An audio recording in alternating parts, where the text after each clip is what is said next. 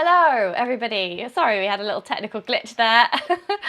And we are now live with none other than Damian Hall. I'm absolutely thrilled. He is a Pennine Way record botherer, self-named, ultra running coach, innovate wearer, tea drinker, litter pickerer, and now author of his second book, We Can't Run Away From This, Racing to Improve Running's Footprint in Our Climate Emergency. So welcome, Damian. How are you doing today? Thank you, Claire. I'm very good. Thank you. Just got in from a run just in time for our call, didn't I? So yes, thanks for having me on.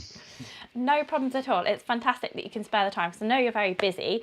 I'm very excited to talk about your new book, and I want this to be like a really enlightening, enthusiastic chat, like you're so good at doing. And I want us to come away with 5 like really easy things that we can all do to boost our carbon footprint and to be more sustainable in our running. But first of all, I just thought we should start with a little bit about you for anybody who's not familiar with the amazing Damian Hall. I've done so many videos on Damian that I did actually this morning create a Damian Hall playlist on the channel, which I will link to in the film description or the podcast show notes. So do check that out. He's got tons of great advice on the UTMB and his FKTs and stuff like that. So yeah, so should we just have like the brief history of Damian Hall to start? Because you weren't always a runner, were you? You weren't always a runner. No. Yeah, I'm honoured. I'm honoured and embarrassed to have my own little playlist. Thank you, and thanks for having me on again. And Claire's too modest to say, in case I forget to say later. She's been pretty influential actually in my journey because you gave me work when I was more of a journalist and you were the editor of Trail Running. Claire used to give me work. Interviewing. I remember interviewing Ricky Lightfoot and things like that, and writing various stories. And then I edited the trail news section for quite a few years, which I absolutely loved. And then just as my coaching got too busy, I had to sort of pass it on, unfortunately. But yeah, no, thank you for all of that, Claire. And it helped grow my knowledge and enthusiasm for all of that. And yeah, you've been very supportive throughout. So thank you. Oh, so have you. Thank you as well. Yes, I'll try and keep this brief. I guess, I didn't really run. I always preferred football, really, to running with a ball at my feet. But I did also like hiking. And then at about 36, I think I signed up for my local half marathon, the Bath half. The Bath half. The Bath half marathon. And yeah, just absolutely loved it. So this is 11 years ago, I think. Absolutely loved it and thought this running lark is quite good, isn't it? And then during the next year, I think I realised there were some trail races and people ran on trails, and that seemed quite exciting.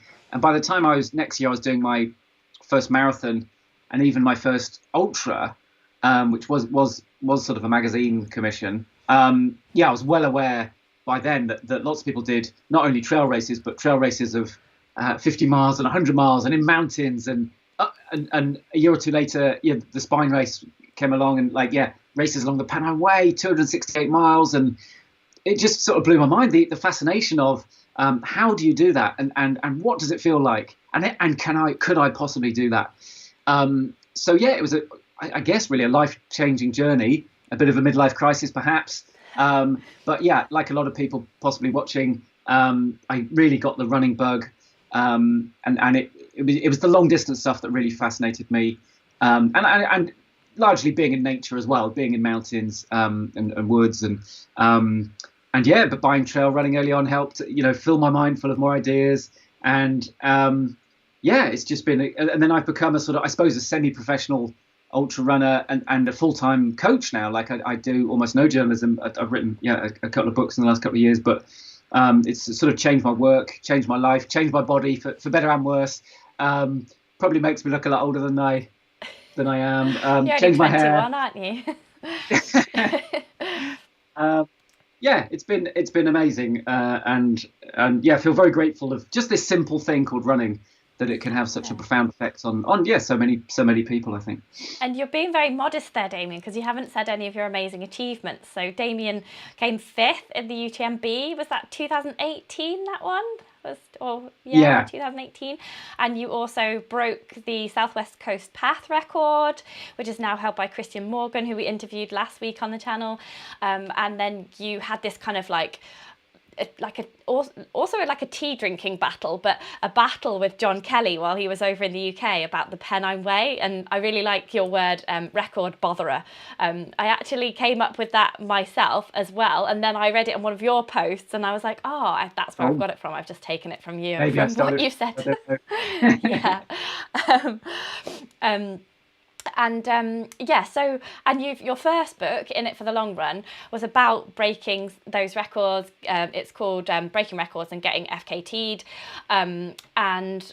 One thing that really stood out to me about your records, that you started trying to be more and more eco-friendly as you went along, which has naturally led to this second book. We can't run away from this.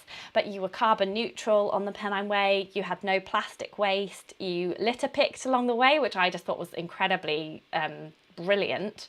And you had the FFF written on your hand that stood for friends and family and future. Have you just naturally gone towards a more eco-friendly way of living then? Yeah, I think I first, I guess my background sort of, like I grew up near Stroud, so sort of southwest, where I played for Forest Green Rovers. For those, I didn't play for them. Sorry, I played twice for their youth team, both substitute appearances. They're the first sort of vegan football club, the greenest football club in the world. I grew up in Stroud, where Extinction Rebellion was formed, near Bristol as well. This part of the country just has that sort of ethos a bit, I think. I wasn't very environmentally minded for the first almost 40 years of my life, really, because my parents were a bit, and my sister was quite active. Even when I was young, she would get, like, for a birthday present, she would ask to have a bit of the Amazon rainforest bought for her as her present to preserve it. And I think because it was her thing, I wanted my own things, I wanted, football and running and later on. So I suppose I had that backdrop, and my parents have voted Green for decades. So I had that backdrop, but I wasn't very engaged myself or active myself.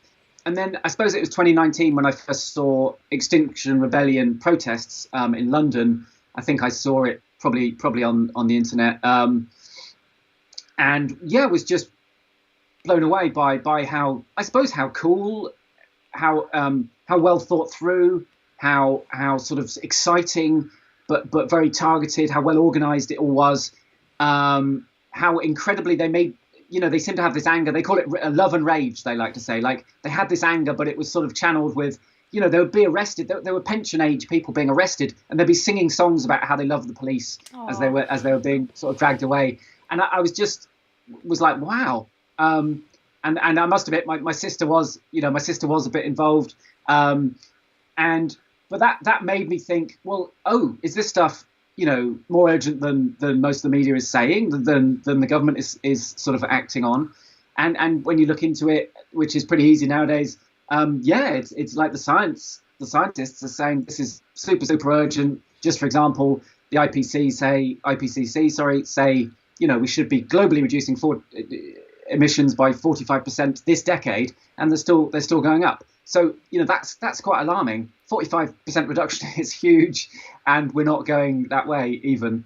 So that's really frightening. And then I've got children, so you start to think, well, hold on. And then you realize also, the more you look into it, these few years right now are absolutely key. Like, in 10 years' time, we may well have passed tipping points, and I can go in further into what they might be, but we probably all know, it's glaciers melting, it's ice sheets melting, it's the Amazon rainforest, which may already be tipping. It's too late, and you can't put that stuff back in the box. And what terrifies me is my children, their generation, and the generation after, maybe looking back at us and going, they knew what was happening, and they didn't. They were too selfish and lazy to do anything, and that's horrifying. That's how we'll be remembered. And at the moment, to me, I'm not a historian, but that's how it looks like we'll be remembered.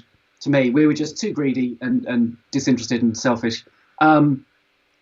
So I suppose I started to think.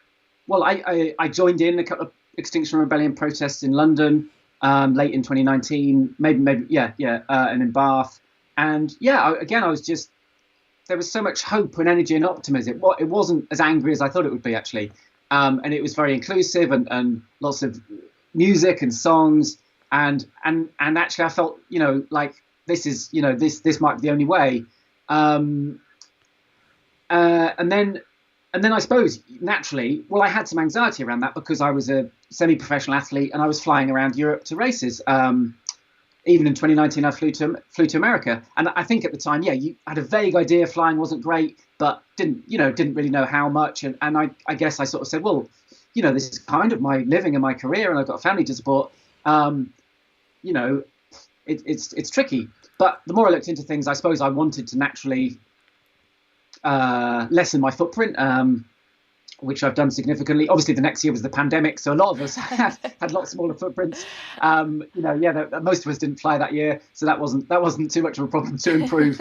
But I worked with a company called Our Carbon because I just thought, like, I don't really understand. Also, I felt like I wanted some, like, most people don't need to go to this length, but I wanted some, like, a sort of independent auditing of, like, where can I improve? How do you measure this stuff? It was all quite.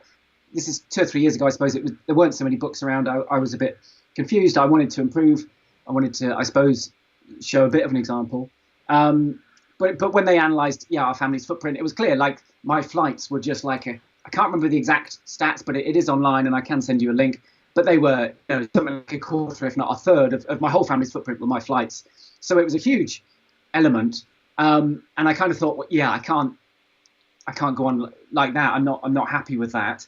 Again, I'm not, try not to tell other people what they should or shouldn't do. But for me, I was uncomfortable with that. But it meant with the lockdown, actually, it tied in quite nicely because a lot of us started doing personal challenges, didn't we? And FKT type stuff. There are so many exciting things to do in Britain, so many challenges. And that next year I did three sort of record attempts domestically.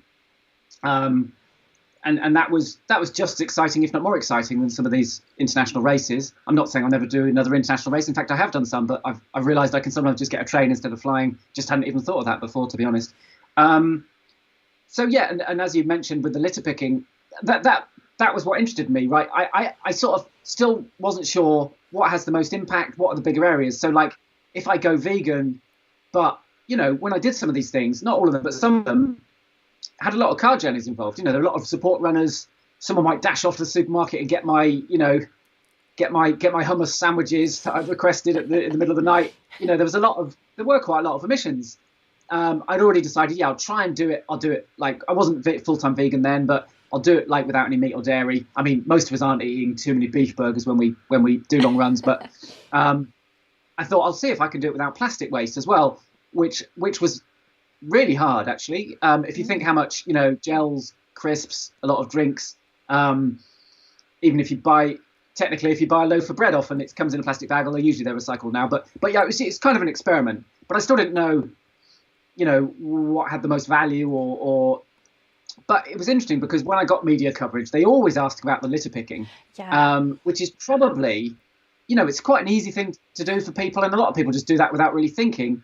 But actually, impact-wise, it's one of the smallest things you can do, really. But the media always loved that, but I could talk more about the bigger issues, so I really liked that, and I carried on doing that for some other sort of record attempts that got some media coverage. But really, it's a good hook in, isn't it? It's something easy that everybody can do, and you want to feel like you're doing something, don't you? And something visible like litter picking is a really good start. It's like it's a gateway drug, isn't it, to the whole eco-friendliness? But I mean, over time, I suppose researching this more recent book was what I realised is some of that visual, tangible stuff often isn't the most effective, because often, the CO2 or equivalent greenhouse gas emissions, going up into the air, we almost always never see them, and yet they're the problem. So actually, the car journeys were the biggest aspect of my run, and actually, although I was celebrated for, say, the Pennine Way one, I was being celebrated a bit as sort of doing it eco-friendly, really, like I was creating emissions, but still probably less than a flight to Europe and back. So, and one of the lessons actually from my book and from reading other books, especially Mike Berners-Lee, who's kind of the the authority on personal footprints, is a Lancaster University professor, and the brother of the person who invented the internet. Oh yes, of course, Tim Berners-Lee. Yeah. He kind of says, ultimately we're not at the stage yet where we have to give up doing what we love, like running. And that's, I'm jumping ahead to probably questions later to on. my carefully orchestrated chat here, damn it. You're just like jumping down here. Maybe I'll leave that for now. But yeah, I guess I was experimenting for a couple of years in trying to work out what I guess partly what's realistic for me. Because, if I just stay at home and never do any races or challenges, I'm going to be less of an athlete. I probably will find that a bit less satisfying. Like I enjoy doing big races or big challenges, and that's kind of what I built a reputation on. But yeah, it was a 2 or 3 year experiment, I suppose, of trying to work things out, and then ultimately, started reading a lot more books, and then I was given the opportunity to sort of turn that into a book more recently. But yeah, I'm probably skipping ahead. What's your next? Oh, well, I was just going to just say a little bit more about the book, because I read this on the plane to Chamonix for the UTMB. I felt very guilty, but I couldn't get off, so that was a problem. But maybe I'll go on the train next time. So there we are. Everybody's learning, aren't they? I like the topic, is so depressing, isn't it? There's all these stats in here which just quite frankly horrified me. But it's so well written. That's one of the reasons that I really liked you writing on Trail Running Magazine, was because I really like your writing style, and it's kind of irreverent, but there's a serious undertone to it. The humour's brilliant, and I really like the way you put a few jokes in at the start, and then you sort of tailed off towards the end, and then you were like, you're missing the jokes now, aren't you? But there's one about hippos on page 30. I just want to give people a little sneak preview. Oh, that's the best one. Yeah. Is that the best one? Thank you. That's my best joke. Okay. Well, it's not my joke. Well, I'm just giving everybody a little sneak preview now. You still got to buy the book. The link is in the film description below and the show notes. You've still got to buy it, but this is a little sneak preview. Hippos seem unconcerned about the effects of climate change on their habitat. That's because they live in denial. Ba-bum. Tumbleweed. Yes, that was partly, I was getting, I think it was partly almost for my own sanity that I was getting fairly, I don't want to use the word depression lightly, so I don't think I was genuinely depressed, but I was getting very gloomy, very fed up. And what I was discovering, I suppose, mostly the clothing industry stuff, the clothing and shoe industry stuff. And I do start the book off with a lot of that. So it is quite hard going. I almost wonder now if I could have saved that for later on. But yeah, a lot of that it's really, depressing. And you feel like, hold on, I've been buying clothes from some of these companies or some of these processes for years, and I didn't know all of this, and this is terrible. And yeah, I got quite gloomy, and almost that was almost for myself, to cheer myself up, was to throw in a few jokes, as much as for the reader, because sometimes you need to just step back out of it and go, well, yeah. So yeah, the clothing stuff. Yeah. So it's really pretty gloomy. I wanted this chat to be super practical, what can we do? Because I read the book and I was like, oh, that's brilliant. At the end of every chapter, there's a list of stuff you can actually do, which is fantastic. And there's little bits and bobs, or there's you could do this mega big thing. So everybody can take something from that, no matter where they are or how busy they are in life. And you kind of sort of divide it into individual stuff people can do, so what we can all be doing, and then big stuff that we can harass other people to do as a group.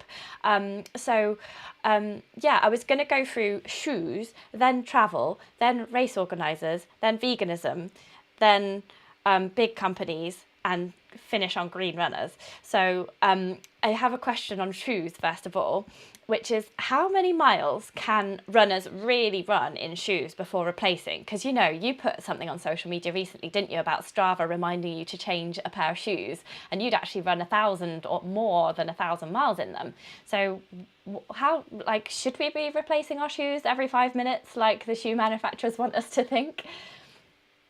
Well, no, that's a great question. There's quite a few areas to go into there. I looked for studies. I spent a lot of time looking for studies linking shoes to injury, and as far as I could see, there isn't one that clearly links the two. There was a study that actually asked runners what they thought injured them, and one of the popular answers was their shoes, and that study couldn't find an answer.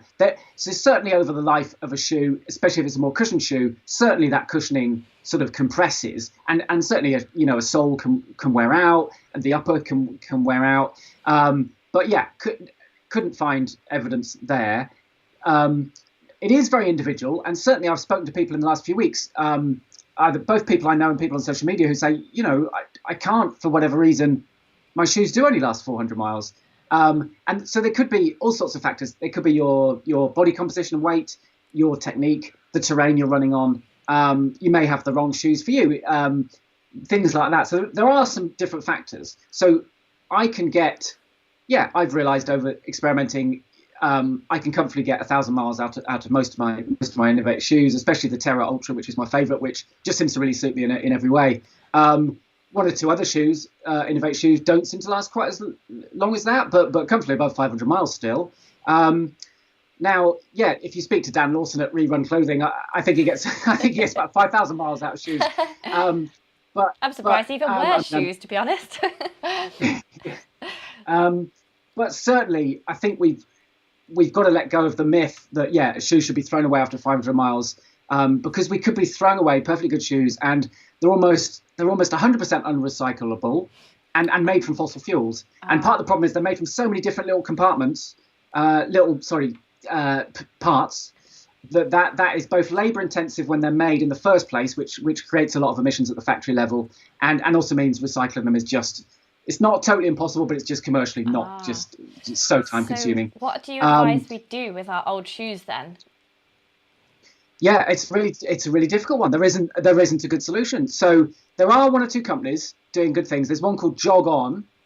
I'd say people look them up. Now they will take your shoe when it's really done, and they will downcycle it. Okay. So what they're doing, and this is what Nike and Adidas say they do. I hear various mixed reports, but downcycling. So then the shoe gets chopped up and turned into basketball courts or tennis courts or playgrounds.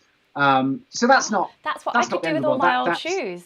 We need some stuff for Finley's playground. I could just churn them all up in that whizzer that you put branches in, and I could just put it down for him to bounce on when he falls off the slide.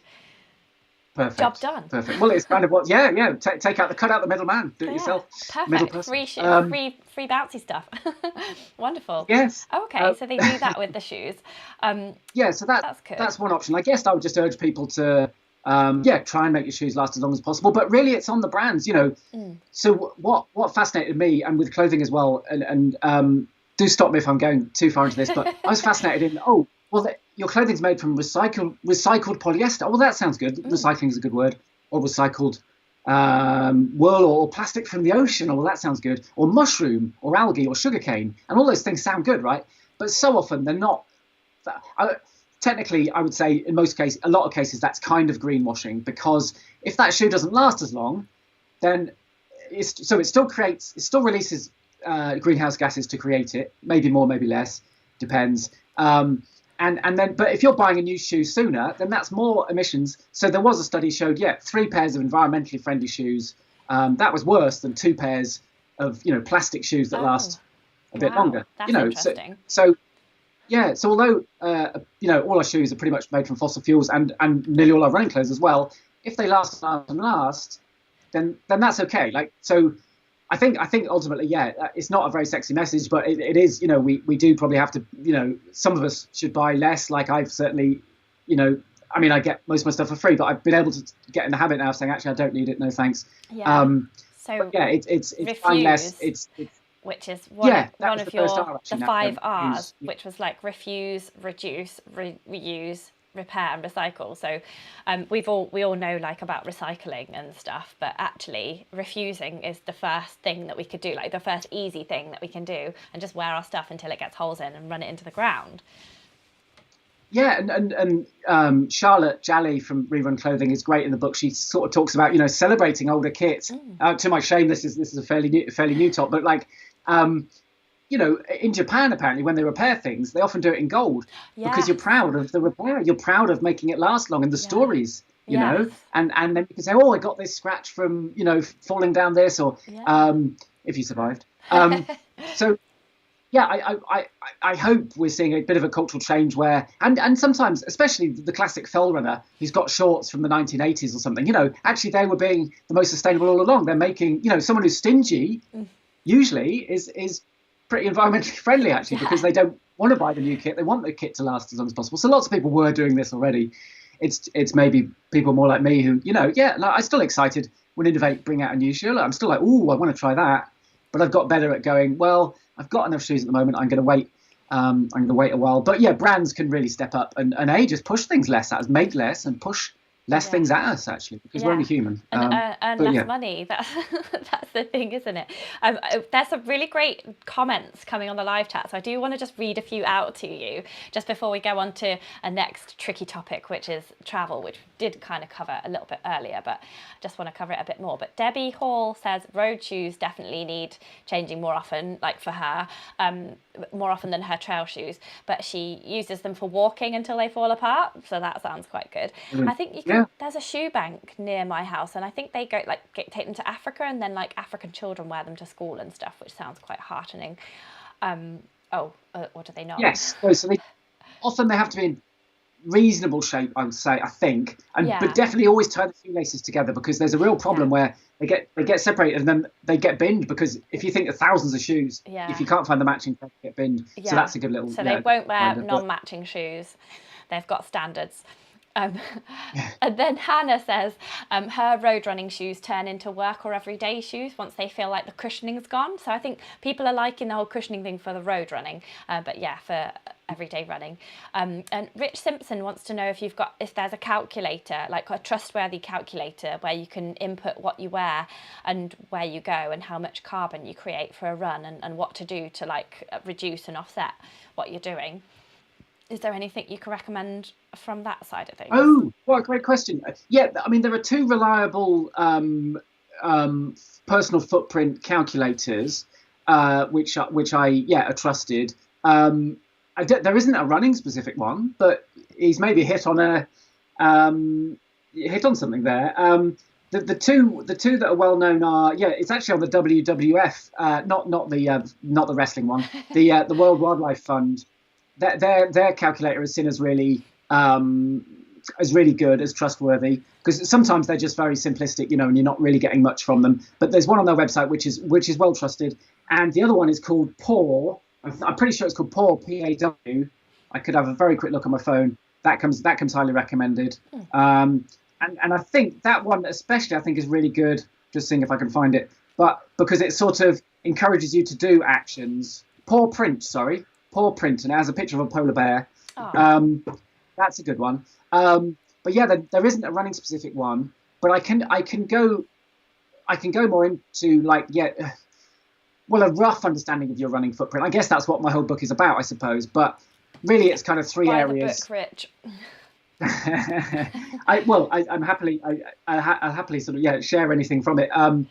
There's roughly three areas for people, and it is of the most impact, and it is your travel, which is probably going to be the most for most people. So I suppose to races, and I know you've got a question about that in a second, so maybe I won't go into all that for a second, but travel, and it is your kit, anything you buy really. And I hadn't thought about it till I started thinking about it, and it was like, I've got kettlebells, a watch, I've got weight, other weights, I've got a treadmill now, and resistance bands. I've got loads of stuff. And then if you're into ultra running, I've got poles, I've got torches, I've got packs, I've got a cupboard full of stuff. Now, that's not horrendous if you're using it and trying to use it. But what I had for a while, possibly similar for you, like when I used to test kit for magazines, you get sent 6 of everything. So I had a cupboard just rammed with stuff, and no one's using that. That's just a huge waste of all the resources, because a lot of the emissions happen in the creation when it's made. So if it just sits there for its lifetime, that's just, such a shame, such a waste, and greenhouse gases went into the atmosphere for that. So I made a real effort to basically, above all else, just give them away to friends who didn't, who were happy to have kit. So I'd say if you're using stuff, that's fine. But overconsumption does underpin most of this. I've got off topic. So travel, your kit, and the third one It's a little bit more tricky, but it's your diet, your fueling, the food. Now, of course, in an average day, how much of that food is actually fueling our running? That's quite complicated. I didn't try and unpick that too much, but basically, you've probably got a food question coming up, but it's those three areas are going to be, for a runner, those are the big three areas, really. Big three. And for most people, yeah, they're the big three. Yeah. Yeah. Okay. Oh, that's cool. Yeah.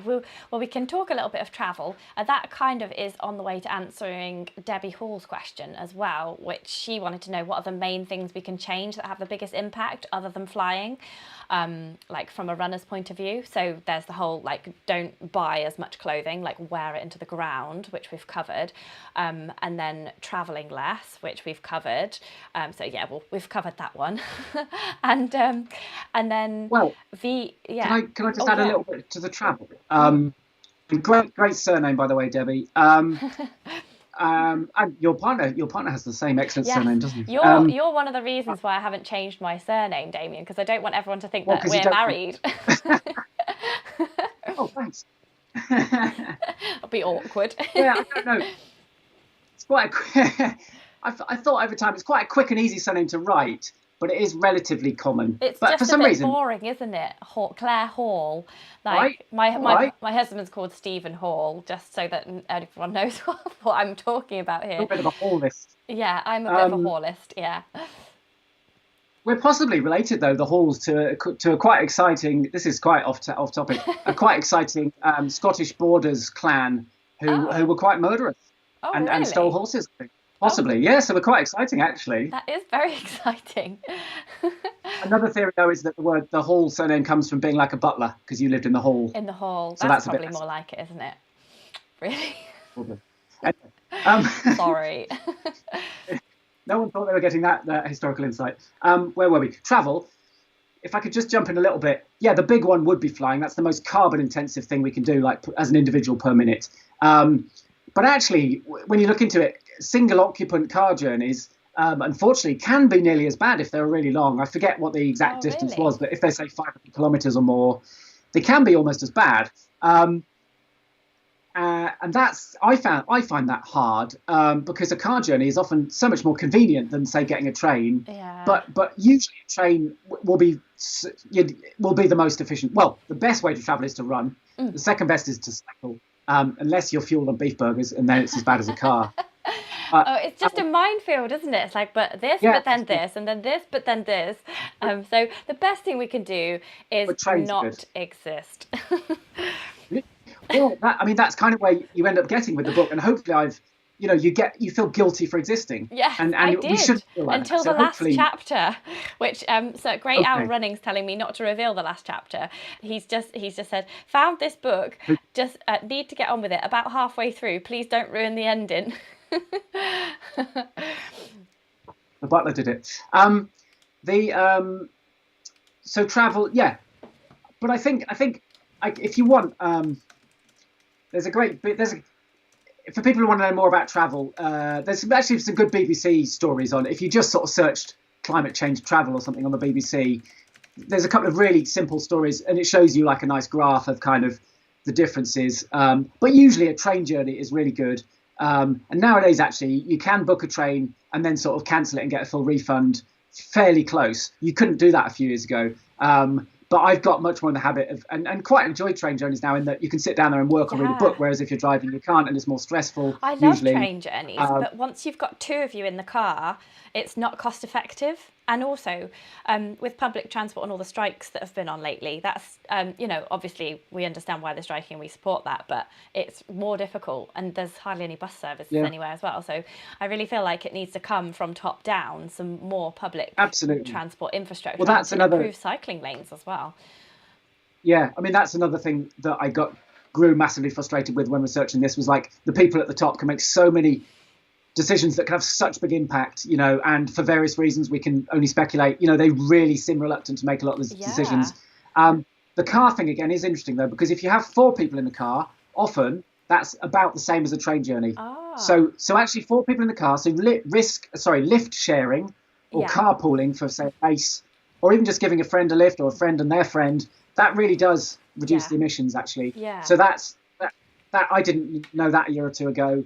And in fact, yeah, I've done that a bit lately. I was going to book a train, and then two friends are driving there. That's not far off. And I don't think we should all try and be perfect or beat each other up too much. Oh yeah.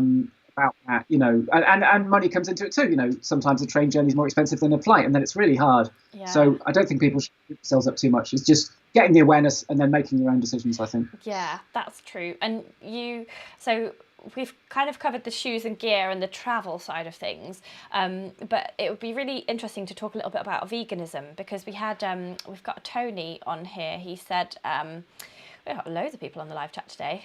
No one's at work today. They're just all having a lunch break. Constant lunch break. So Tony Macaroni says, if anyone's interested in going vegan but concerned about how it might affect their running, then he suggests Finding Ultra by Rich Roll and Eat and Run by Scott Jurek, as well as Damian's book, obviously. So thanks for that, Tony. Yeah.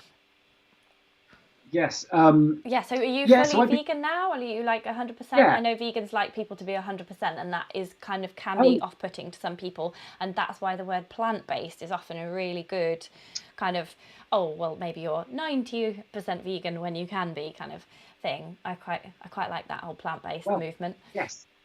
And I think in the book I call that like planet-based diet. So the big and people who want to read about this, the best resource is ourworldindata.org, which is an Oxford University website, and there's an amazing study on there, 4-year study into the emissions of lots of different types of food. And as people probably know, it showed that beef was just horrendous for the planet, far worse than anything else.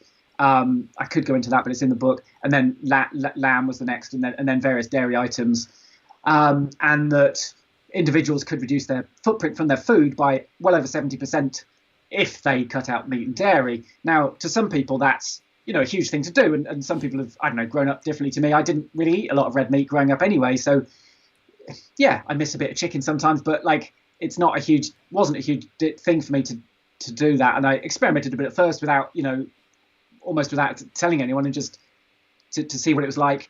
So for 2 years I've been, I say vegan. Yeah, there are two, and I'm honest about this in the book. I have two cheat points. I don't think the word cheat is right, but if my kids leave some scraps, I will usually eat them, because it's worse to waste the food. Like, that's worse for a livable planet to waste the food. But I just find now I'm not I don't like cow milk. I'm not that excited by cheese anymore. All right, a little bit of chicken, I'm secretly a bit glad.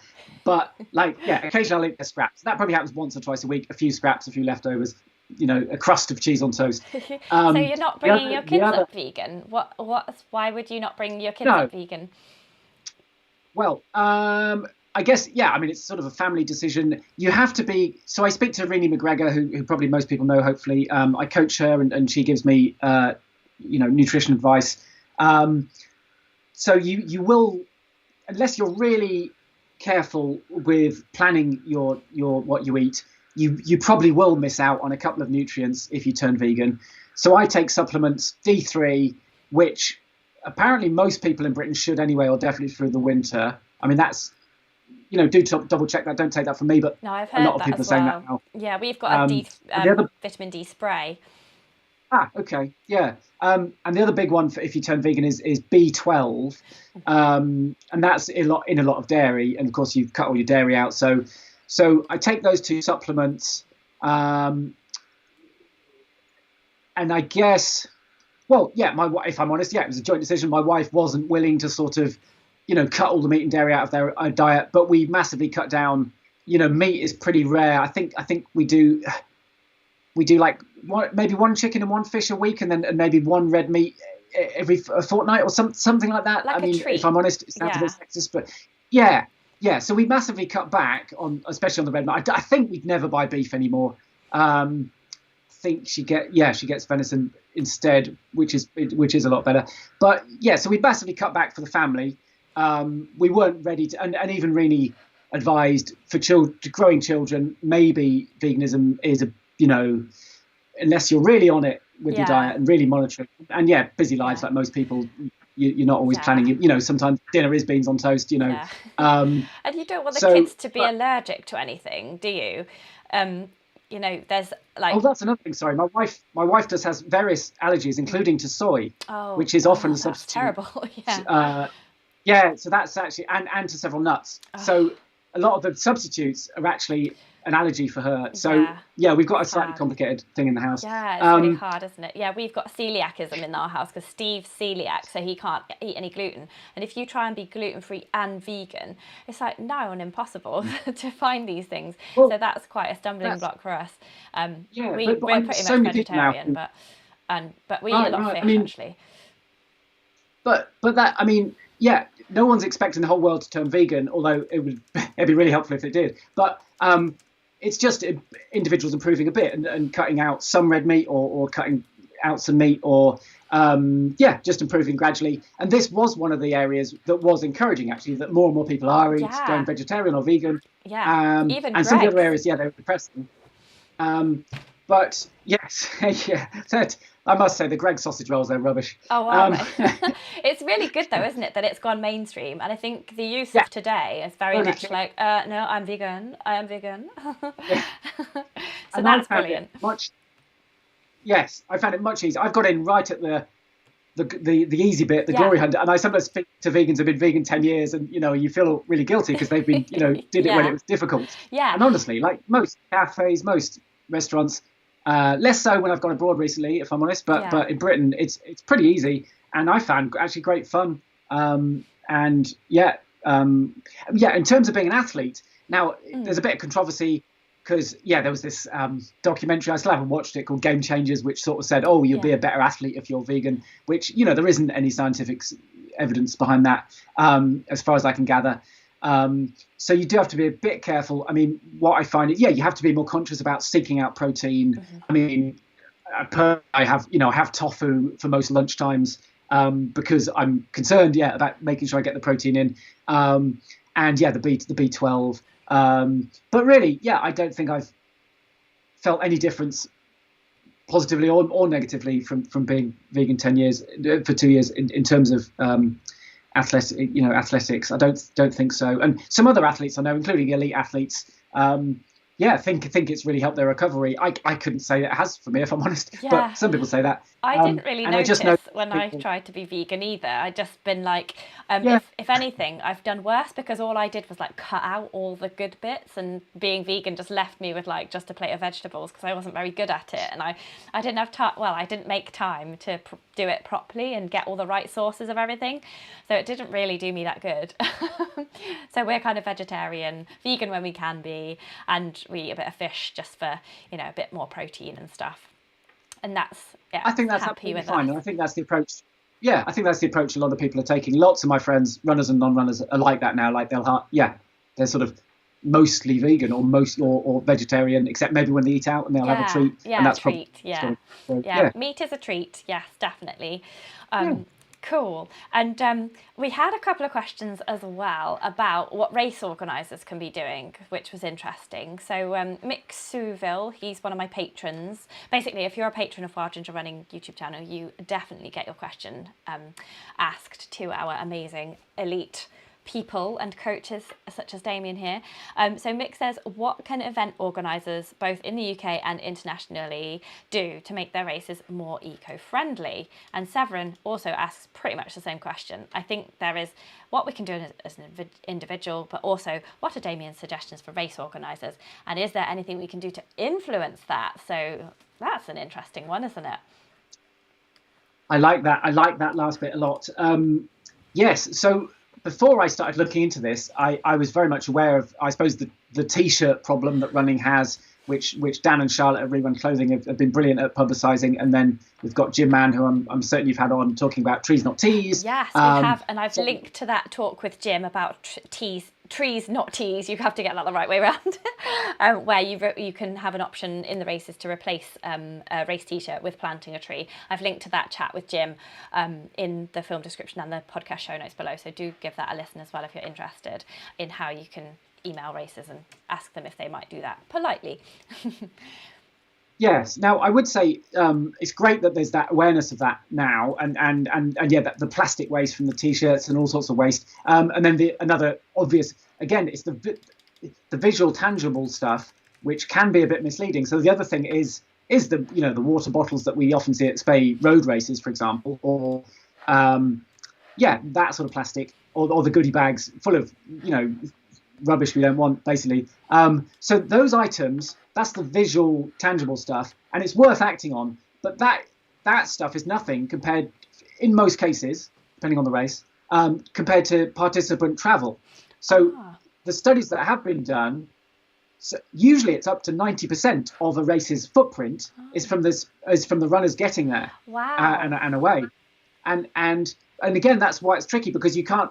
It's harder to measure that or see it, isn't it? And also that's called a scope 3 emissions, where the race doesn't have that much control over that. So that's where it's fascinating, because who's responsible? Like, as individuals, I suppose ultimately we obviously should be responsible for how we got there. But what if the race starts at an awkward time? There's no public transport to get there. So I would say the biggest thing races can do, actually, I'd say things like trees is an easy win. Like, they're free to sign up with, I believe, and so it's quite an easy thing to do. Yeah. But more than that, I would say it's a lot of races don't even have description of how you'd get to the race using public transport. Is the start time compatible with public transport? That might not be possible, but how can you encourage public transport, but also car sharing, carpooling, just spreading the awareness, if nothing else, of saying, if you fly here, or if you come here as single occupant car journey, this is roughly what the emissions are. Yeah. Some other great ideas that are happening. In the cycling world, actually, I think it's mountain biking, but they've actually done a race where you're not allowed to fly there. I think no one's allowed. They won't let you into the race if you flew there. That's amazing. I've heard of a race also that gave you some money back if you travelled as a car share. Like, when you enter the car park, you get like a £5 back. So I think incentivising. Yeah, like, so rather than maybe charging you, take money off, like charge enough so that you can take money off. I thought that was a really good way, because people are definitely motivated by earning more money. I think there can be some. I imagine there are some quite easy incentivization sort of, but we probably got to start with the awareness, because a year ago I didn't really realize that would be the biggest element necessarily. And then obviously there's an onus on us. I used to, and I've got to be honest, I used to fly around Europe. I used to do 3 or 4 big races around Europe a year. So it's easy for me to start saying, oh, well, no one else should do that now. I'm not saying that's not fair.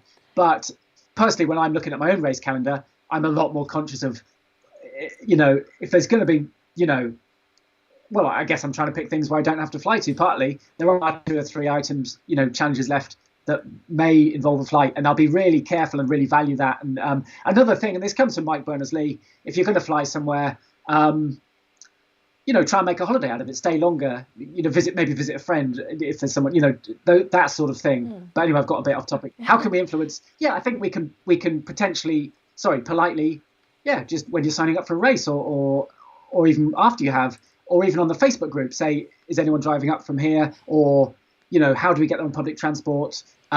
Just that gentle spreading awareness, asking the questions. I don't think it's something we need to be sort of aggressive with yet. I mean, we can be aggressive with Nike and Adidas, but and race directors have had a pretty shit for years. So but race directors are people like me and you.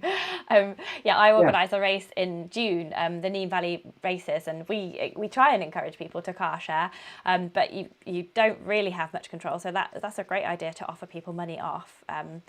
We'd have to charge more for the race entries to do that.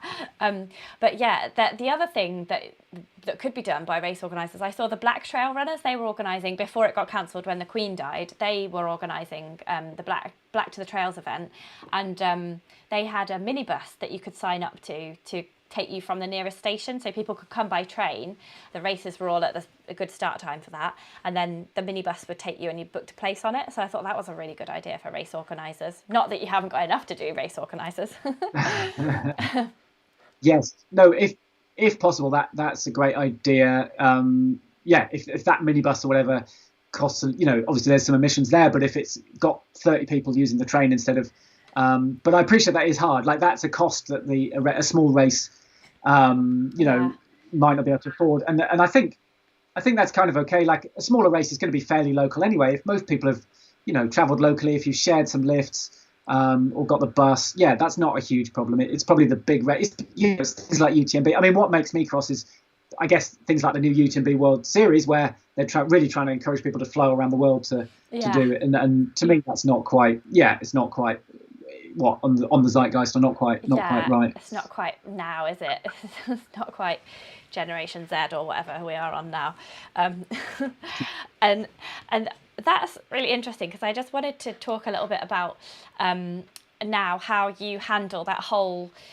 In your book, you describe it as either you're a hypocrite, because you can't do everything, or you're an arsehole if you do nothing. And I know that you quite regularly post on social media about like the climate, kind of the eco angst, I'm calling it, because you're very aware that you're supported by various brands, which you actually list at the start of the book. And actually you've said in the book you've had certain conversations with brands, and actually it led to you leaving some of the partnerships that you've had with brands because of you didn't kind of get the vibe from them about the eco-friendly business. How do you I personally think you beat yourself up too much about this, but how do you advise others to handle that whole hypocrite versus arsehole situation?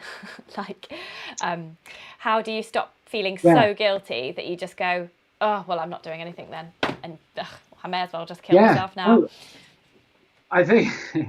Thank you for asking that. I think it's a really big problem. Just to clarify, I suppose, the hypocrite or arsehole comes from a great Jonathan Pye sort of YouTube video. I think it is linked to on my website and somewhere. Where so basically almost everything we do creates some emissions. Our clothes, our food. So you're going to be releasing emissions. So if you care about this and say anything, you're automatically a hypocrite on some level. So we've just got to get over that word, because we will all be hypocrites. But I think if we take ownership of the word, then it has no. So in most of my social media biographies, it says climate emergency hypocrite. So that if someone calls me a hypocrite, I've already owned that word. Like, it doesn't hurt me. And I've explained. I've got a recent blog on my website where I sort of go through that. But that holds a lot of people back. And I know people, not just people, but brands and events. And it's that idea that you have to wait till you're perfect to act. And I know a race, I allude to them in the book, like they're doing so many good things behind the scenes, but they're too scared to mention it. And I would say, some brands as well.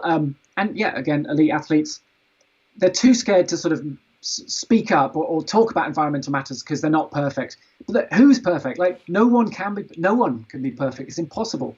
So, and there are books on this, and I've got one here.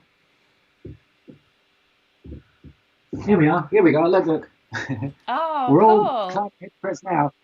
There are whole books on on this. Like, it's impossible to be perfect. So we've got to embrace imperfect activism. And again, there are 2 or 3 books on this. There's a brilliant one. It's called The Sustainable-ish Guide to Eco-Friendly Living, or something along those lines. Yeah. But that ish is so important, because it's sort of saying we try our best. We don't always, sometimes you're tired. You don't always get it right. Sometimes it's expensive to be environmentally friendly. It's you try when you can. And what I found useful is, I suppose, working out the elephants from the mice. Yeah. So picking up litter, it's a good message and stuff, but that's nothing compared to a flight, for example. Mm-hmm. A few years ago, well, I suppose I probably already knew that one. That's probably a bit of a no-brainer, but I didn't always know the hierarchy of what would matter most. If I pick up litter but eat lots of beef, is that all right? Like, now I know that the beef is far more harmful than that litter, or a plastic bag. So it's helpful to know, roughly the hierarchy and hopefully, or the impact, and hopefully in the book. But I think we've got to embrace imperfect activism. No one can be perfect, but it is hard. It is hard, and I total sympathy for people who sort of almost want to talk about this stuff more, but don't. But I don't mind. I don't mind making a bit of an idiot of myself if it's sort of hopefully. No, I think you use your platform really well. I love the way you use your platform for eco bothering, as we shall call it, in such an enthusiastic way, and like a very can-do, positive attitude. And I like the way you've put quotes from people throughout in the book as well. Like, there's a particular one from Caroline Gleich. I don't know how to pronounce her name. Hello. Oh, Well, who knows? We've never heard her speak. But she is on social media, and I started following her because you recommended to me. And she, in the book, she says, don't shame each other for like what you're not doing or things that you could be doing differently. Like everybody has to do their own thing, and that if you shame people, that's one of the most pernicious ways that inaction, it just breeds inaction because of, like you said, everybody thinks, oh, I've got to be perfect before we can do anything, which is not. Just do one of the things that we've talked about in this talk, and you'll be fine. And I like the way you've put something from Bill McKibben as well. He says the most successful thing you can do as an individual is to not be an individual, and that leads us on quite nicely to the last chapter, where you kind of absolve us of all guilt that we've been feeling throughout the book and say, well, actually, there's that big companies really need to step up. Governments, major industries, big companies, they all need to do things differently, which is true. And as a non-individual, maybe we can change some of these things. Yes, we've got to be careful not to give away the ending, of course. But yes. I think there is kind of another chapter. There's sort of another chapter after that. But yeah, at the same time, I've got to be careful. Hopefully I got the balance right between kind of, I'm not sort of saying no one should do anything. But yeah, it makes me so cross that the government can do so many things. You know, they're still subsidizing fossil fuels when we know that they have to, they have to be on their way out, and they're opening more, licenses for more gas and oil fields and renewables. Yeah, better in so many ways, and they're not getting behind those. We can only speculate why. But yeah, we can kind of sit back and be angry, I suppose, or we can sort of try and get involved and try and nudge the system. I think is quite a light phrase. There's another nice phrase I nicked from someone, Isabel something, the joyful environmentalist. I think her book is Isabel something, and she calls it like being a little bit activist. So the word activist is quite intimidating, I think, and vague as well. Like, what does that mean? Do you have to go and glue yourself to something? I mean, I've never done that. That's really quite a scary thing to do. Yeah. I mean, I did have some super glue out last night, actually. I did glue my fingers together, so I don't know if that counts. But where was I? Yeah, being a little bit activist, or I think the other book, the Sustainable-ish Guide, calls it like being, maybe it's like being an activist-ish or something. She probably calls it. So, and there are lots of ways to be an activist, and it can just be joining emailing campaigns. If you sign up for Greenpeace, they're really good at. This is being debated in the House of Commons tonight. You can email, or tomorrow, you can email your MP now and tell him what you think, and these are some points you might want to put in the email. I mean, that can get called clicktivism, and maybe people look down their noses at it. But petitions do lead to changes sometimes. But it might be taking it into your own hands a bit more and emailing your favourite brand and kind of saying, maybe letting them know if something's not durable. That's quite helpful. And I speak to people in the industry in the book, and one of them says they get almost nothing. He works for one of the big brands, and he says they got almost no emails about sustainability. Wow. So there are lots of things we can do like that. I mean, I went to a protest last week in London, and honestly, every time I go, it was, so joyful and optimistic and infectious. And I came home feeling so much better about things than before I went. And protests actually are a lot less committing. I think Rosie Watson makes the point in the book that, like, you can just pop along for a couple of hours, then disappear off to the side, and no one really knows or minds. That's a lot less committing than turning vegan, which is quite a commitment. So, I would say join in protests when you can, and most of those are pretty peaceful, pretty civil, not necessarily being arrested. But yeah, nudging. But if you want to think inside the running world, it's probably the clothing brands and the big races are probably the people to sort of concentrate on. I don't think we need to be too aggressive with them yet, but people power really does work, and there's evidence of that in the book and throughout history. And I would say, I think you were going to ask me about the Green Runners, but that's something something the Green Runners are trying to get going on is sort of galvanizing people to maybe campaigns targeting certain things, and maybe we can help some change help some change there. Yeah, that's brilliant. Tell us a bit more about the Green Runners, because I did want to end on the Green Runners, and that's something that you and a couple of other people have set up. Is that right? And you got to pledge to be a bit more eco-friendly. There's a pledging thing going on, isn't there, to join? How does it work, and how can we all be involved? So I think it's just thegreenrunners.com. And it's kind of you to say me and 2 or 3 others. I think there's at least 12 or 15, and I've done almost none of the work. I'll be totally honest. But it includes some people. Todd, Darren, AJ have done amazing. Nina have done amazing work behind the scenes. They've done the real work. There are other people like me, Jasmine Paris and Russell Bentley and Dan Lawson are involved. I suppose we just wanted to do something collectively, and we were debating what it was. And then AJ came up with the idea of sort of, a club. We've got 4 pillars, which is, the same sort of thing. Your kit, what you eat, your travel, and speaking up. And I actually think that 4th one, speaking up, is the most important. And all you have to do to join, it's a couple of quid to get sent your badge. We decided against T-shirts. Why? Yes. Oh, that's nice. Your Green Runners badge. Yeah. What do you do with that then? You could, does it stick on or iron? You can put it wherever you like. Yeah. I know you do have to sew it on. Or nowadays you can get little glue iron things, can't you? But I mean that could be on your cap, on your pack, on your T-shirt. But to get one of these, you just have to make one pledge on one of the 4 topics. I think. Oh, yeah. Sort of behind me, that cardboard thing up there, which you probably can't read, is my pledges for the year. But yeah, But I'm in quite deep. Whereas for most people, they only have to make one pledge on one aspect. It could be to cut down on meat. It could be that level. So we want all the people. No one has to be perfect. No one has to be vegan or give up flying, or give up new kit. We want to be inclusive, and please come and join us.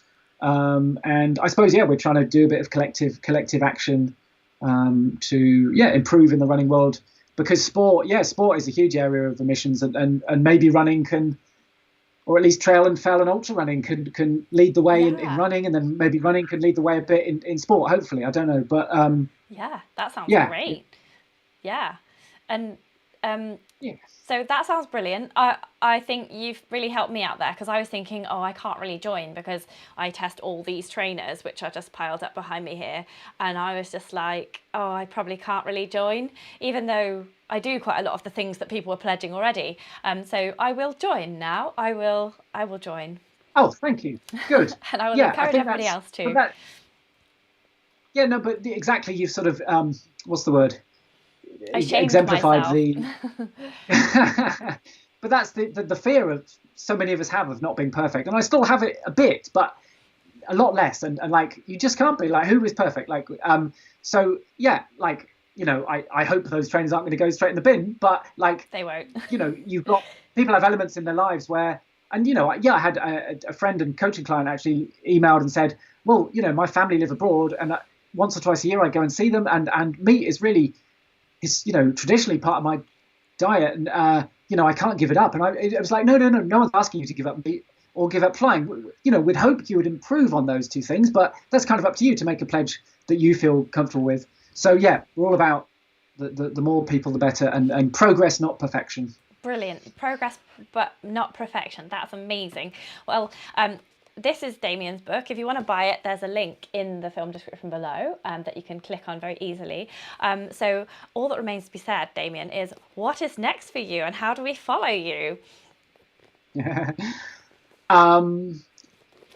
you for that. The next big one for me will be the spine race again in January. You're such a sucker for punishment. Yes. You love that route, don't you? You're like, I bet you don't even need a GPS watch or a map or anything now. You're just like a homing pigeon. Like, I am going to get home. I want to lick the wall. Well, yes, no, yeah, bit of wall bothering. Well, that is the thing. This January. So I've completed it twice, and then I've worked on it twice, 1 year with you. We did metering, didn't we? Oh, that was harder than the race. Yes. Hardly any sleep. Yes, of course. We were knackered. But it's just such a great British winter adventure. There's not much on at that time of year, and I just love the drama of it, the excitement. even though I know the Pennine Way well. I mean, it's dark most of the time anyway, so you don't see it. But I was there this January, and I DNF'd with an injury, so that was really frustrating. And so I feel I've got that frustration. I want to go back and give my best performance, because my two earlier finishes were a long time ago when I probably wasn't the athlete I am now. So just excited for a big winter adventure. Amazing. Well, we'll all follow you on the Spine Race, and then your Instagram is presumably Damian Hall, is it? Do you know what your Instagram handle is, so we can all follow you? I think it's ultra_Damo. I think Ultra Damo. Yes, it is. Yes. I'll put that in the podcast show notes and all the notes. We've got you covered. One last question. When are you running for MP or president? Because it sounds like you've got a lot of good things to say, and the current situation is not looking good. So I'm just asking everybody, anyone who's got any good ideas, when are you going to run for Parliament? Do you really think people would vote for me with my haircut, my I don't know, my weird feet, my tea obsession? I think the tea obsession is the best thing, probably. They could all relate to that, I'm sure. Yeah. I just kind of feel like we've got the wrong people in power, haven't we, really? Like, we need more people like us running the show. I tell you someone I really admire who, I don't know if people have heard of Dale Vince. So he's the chairman of Forest Green Rovers, and he's the founder of Ecotricity, who I believe were the world's first renewable energy company. And he and that happened in Nailsworth, where I'm from. He was recently talking about going into politics, and then so I'd follow him on social media. I found him, and he has a weekly podcast actually. I found that really useful for understanding, especially about energy. Yeah. Dale Vince. And he was talking about going into politics. He seems to be less sure about that now, simply the nature of parliamentary politics, perhaps, and what a mess it is. But he's someone I admire as a leader. He's not really into the running world, but he is in sport. Yeah. And he's made huge change in the sporting world with football, which is, a big one. Yeah. So look out for Dale Vince, people. Get behind him, I think. He's someone who could lead us to some extent. Awesome. Okay, well, thanks for that tip off. And if we follow you on Instagram, there'll be tons of other people that we can follow as well and support. I think even just like giving your support as an Instagram follower is good, isn't it? It's like better than doing nothing. Yeah. Cool. Okay. Well, I just want to say a big thank you, Damian, for coming onto the show and sharing everything about your book. It really is a fantastic read, so I really do recommend it. I just would say to everybody, just give it a read, and then just if you just change one thing about your life to live a bit more sustainably, then that would be great. What would your one thing be, Damian, if you could just say to everyone just to do one thing from the book? Oh, well, as a runner, it depends a bit on what races you like doing, but it probably is the race travel. Mm-hmm. So I'm not saying you should never fly. I'm not being, hopefully I don't sound that preachy. I'm not saying no one should fly again, but I suppose it's like really, if you do fly, really valuing that flight. And also, I suppose just thinking, do you need to do, 3 races abroad this year? I mean, a lot of people can't afford to anyway, but yeah. Just thinking more carefully about your travel is probably the biggest one. But after that, I'd say speak up. Let's talk about this stuff to your friends and family. Talk about it on social media. I actually think that'll have more impact. There's a concept of the carbon shadow, actually having your sphere of influence is probably more important than your footprint. But most of us, naturally, if you care, you start to make footprint improvements kind of anyway. But maybe we maybe shouldn't obsess over ourselves as individuals too much and make too many sacrifices, because, it's elsewhere where the problem is. But hopefully we can push for change. That was quite a long response to quite a simple question. No, that was great. I really feel like we have delivered on our 5 easy ways to be a greener, more sustainable runner, as per the title.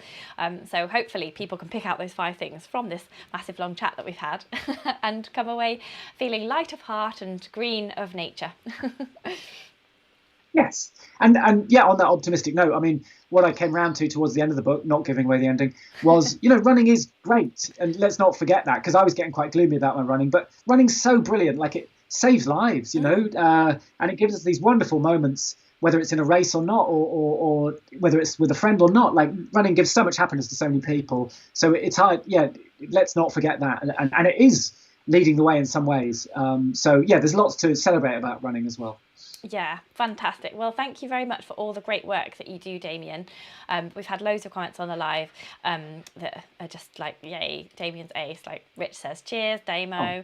There was a comment about your farting as well from Tom Bollen. excess endogenous gas. How has he controlled this, and how does it figure in his net zero calculations? And then he's added Tom Bolland is a school friend / troll. Hi Tom. Yeah. Thanks for watching. He said awesome, very proud of his achievements as well. And James King says, have you ever run with a failed pop star? Yeah. What did he say? Sorry. Have you ever run with a failed pop star? I'm presuming James King is the failed pop star. No. Well, I don't know whether to get into all of this. I mean, yeah, Boff Wally, who you will know of probably, the Fell Runner, former Chumbawamba musician and author and Fell Runner. He features in the book.